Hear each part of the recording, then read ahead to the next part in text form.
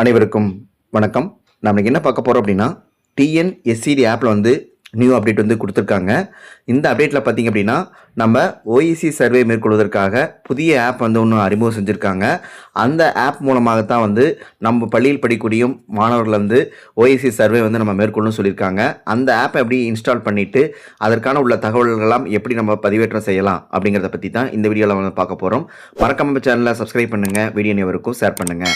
First அதுக்கு உங்களுடைய play store வந்து நீங்கள் ஓப்பன் பண்ணிக்கிங்க. ஓப்பன் பண்ணிவிட்டு கீழே சர்ச் பார் வரும், மேலே ஒரு சர்ச் பார் காட்டும். அதில் டிஎன்எஸ்சிடி அப்படின்னு டைப் பண்ணிவிட்டு டிஎன்எஸ்சிடி ஏசிஐஎஸ் அப்படின்னு டைப் பண்ணிங்க அப்படின்னா உங்களுக்கு சர்ச் பார் வரும். அந்த சர்ச் பாரில் இதுக்கான லிங்க் ஃபஸ்ட் லிங்க் இருக்கும். இதை வந்து நீங்கள் இன்ஸ்டால் பண்ணிக்கிங்க.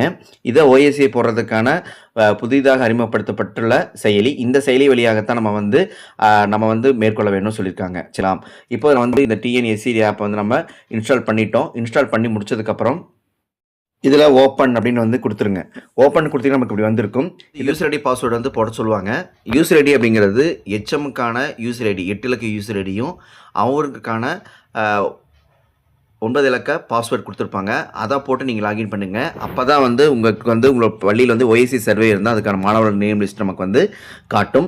அப்போ வந்து பார்த்திங்க அப்படின்னா, இப்போ என்னுடைய 8 இலக்க யூசர் ஐடியும் 9 இலக்க பாஸ்வேர்ட் போட்டு நான் லாகின் பண்ணுறேன். லாகின் அப்படின்னு கொடுத்து நமக்கு வந்து இப்படி ஓப்பன் ஆயிடுச்சு. இதில் வந்து பார்த்திங்க அப்படின்னா ஹெச்எம்முடைய நேம் கொடுத்துருப்பாங்க, மேலே வந்து அவங்க ஐடி வந்து கொடுத்துருப்பாங்க. அடுத்தது நம்ம வந்து எத்தனை மாணவர்களுக்கு சர்வே பண்ணணும் அப்படிங்கிற லிஸ்ட்டு நமக்கு வந்து கொடுத்துருப்பாங்க. எத்தனை மாணவர்களுக்கு நம்ம இன்னும் பண்ணலை அப்படிங்கிறதையும் டீட்டெயில்ஸ் நமக்கு கொடுத்துருப்பாங்க. வருஷம் வந்து 2026-27 கொடுத்துருப்பாங்க. இப்போ ஓஎஸ்சி சர்வேன்னு கொடுத்துருப்பாங்க. அதில் ஸ்டார்ட் அப்படிங்கன்னா உங்களுக்கு ஒரு க்ரீன் கலர் பட்டன் இருக்கும். இதை நீங்கள் கிளிக் பண்ணிங்க அப்படின்னா உங்களுடைய பிளாக் எதுவோ அந்த பிளாக்கை வந்து தேர்ந்தெடுக்க சொல்லும். அப்புறம் அதுக்கு கீழே பார்த்திங்க அப்படின்னா உங்களுடைய ஸ்கூல் நேம் வந்து காட்டியிருப்பாங்க. அதில் பார்த்திங்கன்னா எந்த குழந்தைக்கு நம்ம பண்ணணுமோ அந்த குழந்தையோடைய நேம் வந்து அந்த இதில் வந்து ஷோ ஆகும்.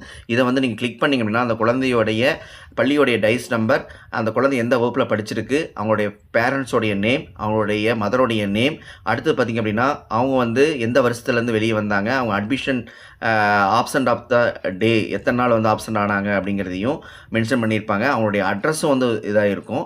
அதுக்கு கீழே பார்த்திங்க அப்படின்னா அவங்களுக்கு கால் பண்ணுறதுக்கான வழிமுறையும், அவங்களுடைய ஜிபிஎஸ் மேப் கண்டுபிடிக்கிறதுக்கான வழிமுறையும், ஸ்டார்ட் த சர்வே அப்படிங்கிற உங்களுக்கு ஒரு ப்ளூ கலர் பட்டனும் வந்து கொடுத்துருப்பாங்க. சரிங்களா, நீங்கள் உங்கள்கிட்ட கால் பண்ணி நீங்கள் வந்து என்ன பண்ணலாம், பேசலாம். அதுக்கான நம்பர் வந்து ஆட்டோமேட்டிக் நமக்கு ஷோ ஆகும் அந்த இடத்துல.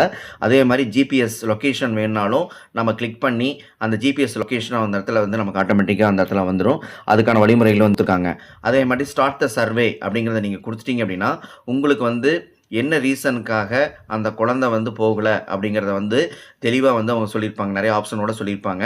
இதில் எந்த கேட்டகரியில் அந்த குழந்தை வருதோ அந்த கேட்டகரியை வந்து நீங்கள் என்ன பண்ணலாங்க, நீங்கள் கிளிக் பண்ணிக்கலாம். சரிங்களா,